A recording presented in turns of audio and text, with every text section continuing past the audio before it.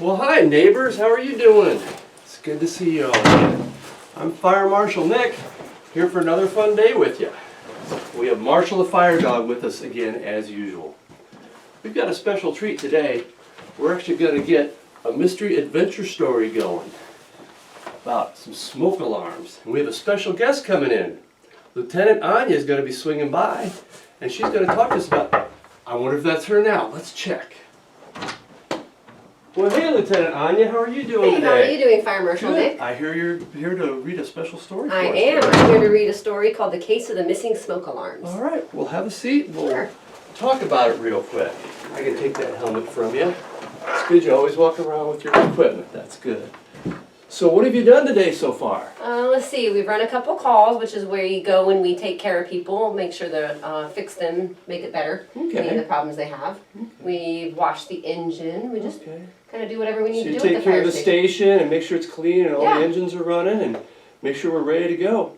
Very good. Well, thank you for doing all that. Yeah. So you ready to read your story? I am. All right, children. So you're going to be involved in this too. Lieutenant Anya is going to talk to you about different things in the story and you can interact. So we'll get to that now. So neighbors, are you guys ready for our story, The Case of the Missing Smoke Alarms? I know I am. So here's our first page. I can't wait for your Aunt Dottie's grand opening party for her best beeper smoke alarm factory, Rosalie said to Sparky the fire dog as she and her friends Owen and Nina left the fire station. Balloons, music, and free smoke alarms for all the guests, said Sparky. I bet Aunt Dottie has the best smoke alarms in town, Nina giggled. Beep, beep, beep. The kids all shouted. Sparky nodded his head. You got it, Nina. Glad to hear you all know what a smoke alarm sounds like. Aunt Dottie has been busy planning the grand opening. We need to stop by her house to pick up the cake and balloons, said Sparky, gesturing to a big house in front of them. Yum! I love cake, said Owen. I've never been in Aunt Dottie's house before, whispered Rosalie. It looks so mysterious. Looks a little different than those other houses, huh? Hopefully it's got some smoke alarms. It looks pretty old.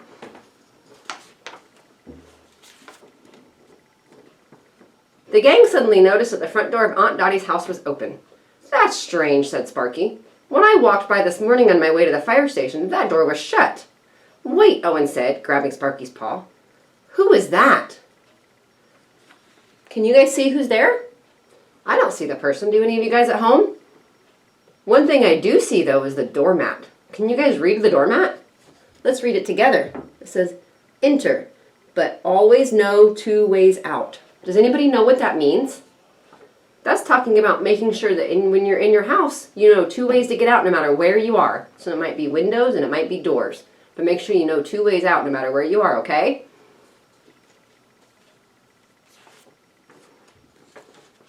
Sparky, Nina, and Rosalie turned their heads just as a mysterious character dashed across the street, carrying a big bag over his shoulder. The balloons they were picking up for the party flew behind him, and in one hand he carried the cake. Hey, yelled Nina. Sparky gave a powerful bark. He doesn't look like he's doing anything nice, does he? He stole the cake and he stole the balloons. I wonder who he is. I especially hope that he looks both ways before he crosses the street. He could get hit by a car if he doesn't. We all need smoke alarms in our homes, Sparky said. They let us know if there's a fire. Why would someone steal Aunt Dottie's smoke alarms? Owen asked sadly. And the cake, he pouted. We need to find out now, said Rosalie. She opened the creaking wooden door of the house. So where do you think they can get another smoke alarm? I think usually we can buy them at the store. Is that what you guys were thinking too? You should ask your mom and dad if they know where to get extra smoke alarms. And make sure they get some cake too while they're at it since they stole the cake, huh? That's not very nice. As the intruder ran across the street, something fell out of his bag and clattered onto the pavement. Sparky hurried and picked the object up off the ground. He held the item up for the kids to see. It's a smoke alarm, he growled. Do you see that? Do you see him running across the street still? I guess he looked both ways because he didn't get run over. Why do you think he did that? Does anybody have any ideas at home why he might have stolen that? Let's keep reading and see if we can find out. Inside, Sparky and the children began to look for clues. Sure enough, the smoke alarm in the hallway was missing. We're dealing with a greedy thief, said Sparky. Good thing I have a few spare smoke alarms on me. He dug in his backpack for a new one. Thanks, Sparky, said Nina with relief. Do you guys see that circle up there on the ceiling? That's showing us that's where a smoke alarm is supposed to be. Did you guys know that the smoke alarms are always up on your ceilings? Do you guys know that's why they're there? They belong up on the ceilings because when smoke comes from a fire, it rises. And that way it gets up to the smoke alarm. I hope that's the guess you guys all made.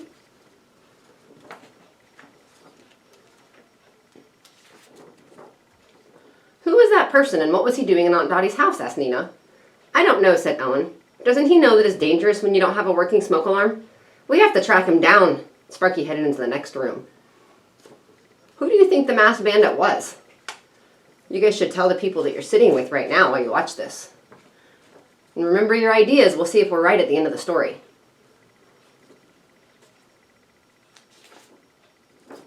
In the living room, the kids noticed another smoke alarm was missing. Sparky replaced that one too. Owen poked and prodded everything in the room. Do you have to touch everything? Asked Rosalie.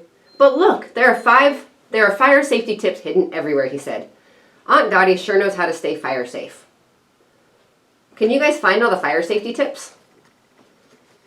Look, there's pillows that say beep, beep, beep, just like that fire alarm sound you heard earlier. And we can see a smoke alarm down there on the floor. And we have a phone. Phones are important so we can call 911, right? We always want to make sure first, kids, that we get out of the house and then we call 911. So we use our 2 exits that we know about when we go out to the meeting place we decided with our parents, right? Did you guys notice that's where the smoke alarm went on the ceiling like we talked about?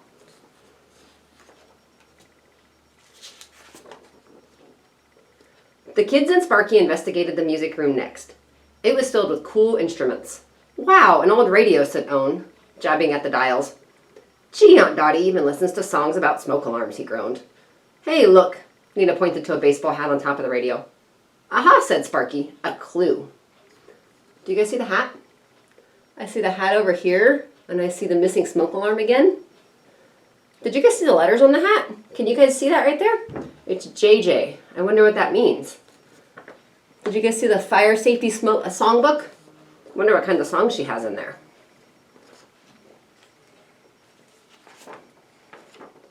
This house is a little creepy, said Nina, eyeing a portrait on the wall. With all these windows, doors, and stairways, Aunt Dottie definitely has 2 ways out of every room in case of a fire, said Rosalie. Or in case you find a bunch of spooky eyes staring at you, said Owen. You see that picture of Aunt Dottie right there? Then you've got Ben and Sparky, right? Did you guys see the stairwell? The little opening to go underneath there? If you think about it, that's probably not a very safe place to go if there's a fire, is it? You want to make sure that you can get out of your house, and hiding under the stairs probably isn't very safe.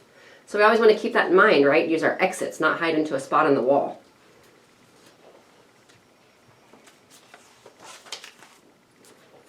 In the library, Rosalie spotted an old book. Look, it's called Astounding Inventions That Will Amaze You by Jerome Jinks, said Rosalie. Rosalie opened the book to find a handmade diagram. On it was a picture of the most enormous smoke alarm she had ever seen. You guys see it? Right here, right? That's the book they're talking about? And did you guys see this book down here? What to do when the smoke alarm sounds. So what do we do, kids, whenever we hear a smoke alarm? We find one of our exits and we leave the house, right? And we go meet up at our spot for our parents. Good job. Okay, I'm a big fan of smoke alarms, as you know, said Sparky. But I can't imagine why anyone would need one that big. The plot thickens. Do you guys see that? So Sparky sees in the book where it says, when I say beep, beep, beep, the way to win is to get outside. Now watch me spin. Remember we talked about that, right? Can everybody run in a circle like they're going to win to get outside to watch me spin? Good job. Remember that. You always want to go outside whenever you hear the smoke alarm.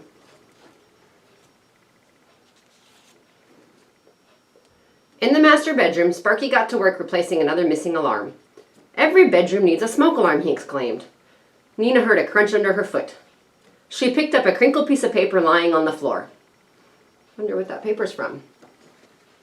Did you guys see the fire truck nightlight? Look at the spot up there where the smoke alarm goes.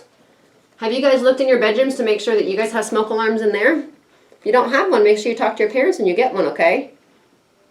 They're very important. It's an invitation to the party this evening, said Sparky. It says you are invited to the grand opening of the Best Beeper Smoke Alarm Factory. Dress your best for fire safety. I think we have our next clue, gang, said Rosalie. Let's go to the factory and check it out. Yep, that's what it says, huh? Best Beeper Smoke Alarm Factory. I wonder what they're going to find out if they go over there. I wonder what it means to dress their fire best. Wonder if they're going to wear their fire protection, because they always want to make sure they carry that with them, right?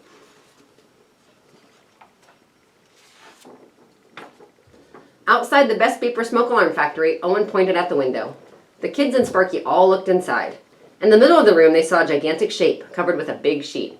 "What in the world is that?" Nina whispered. Suddenly, someone jumped out from behind the sheet. Do you guys know what it is? Looks like a big table, huh?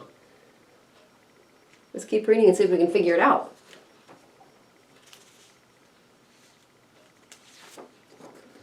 Sparky and the gang crept inside the factory. "It's my greatest invention," the man cried. "The fantastic flying beep and go." The man pulled the sheet off and revealed a supersized smoke alarm that the kids had seen in the diagram back at the house.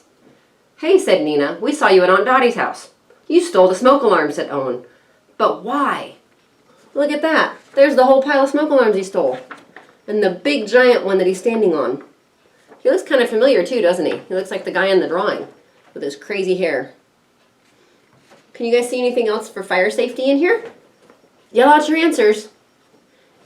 Do you guys see the exit sign right here over the door? Remember, 2 ways out, right? "I didn't steal them, I borrowed them," explained the man. "Don't you know that leaving a house with without smoke alarms is dangerous?" scolded Rosalie. He looks kind of worried now, doesn't he? Maybe he didn't mean to do it. What do you guys think? Do you guys think he did it on purpose, like he was being mean? Or do you think he was maybe had a project in mind and didn't think about it? You should tell the person sitting next to you.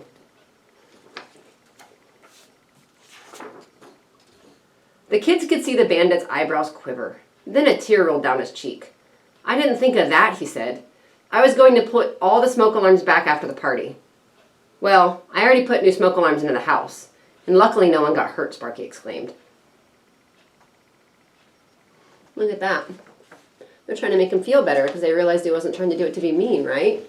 He was just excited and trying to do a project.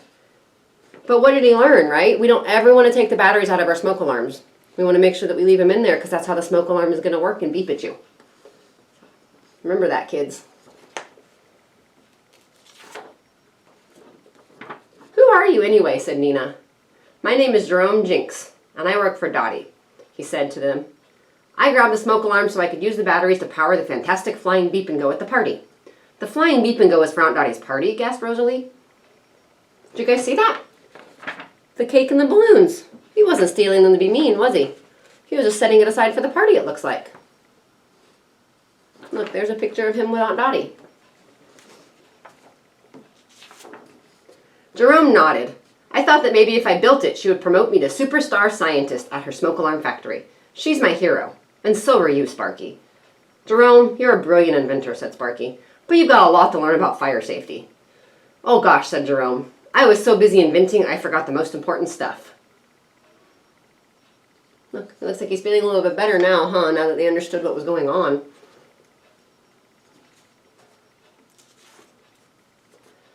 "I think you learned your lesson," said Sparky. "But never forget, every home needs working smoke alarms.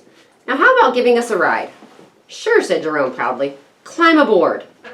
Soon they had floated out of an opening in the roof and were soaring over the rooftops. "Well, that's one very memorable way to make an exit," joked Rosalie. "Looks pretty fun, doesn't it? They're flying around on a giant saucer that's a smoke alarm. But you know, I'm a firefighter. I can think of at least a couple things that are probably pretty unsafe about that I would worry about. What do we do when we go in cars? Right, we make sure that we buckle up, make sure that we have a seat to sit in. So they might want to make sure that they can put some seats in there and some seat belts for them so that they're a little bit safer, huh? That's our last page, though. Well, neighbors, did you guys like that story, The Case of the Missing Smoke Alarms? I know I sure did. Did you, Marshall? Great. We learned a lot, didn't we? We learned about making sure that we have the correct amount of smoke alarms in our house, making sure we have them in the right place. Remember, you want to check with your parents and make sure you have everything where they're supposed to be for that, okay? So, Fire Marshal Nick, do you have anything else for me today? I don't. Thanks, kids, for joining us for another episode of Fire Marshal Nick. Thank you, Lieutenant Anya, for your time. You're I know welcome. Marshall enjoyed it, and so did I. So, kids, thanks for joining us, and we're going to see you on the next edition of Fire Marshal Nick and Marshall the Fire Dog. So remember, Until next time, be safe, be nice, and always wash your hands. See you later!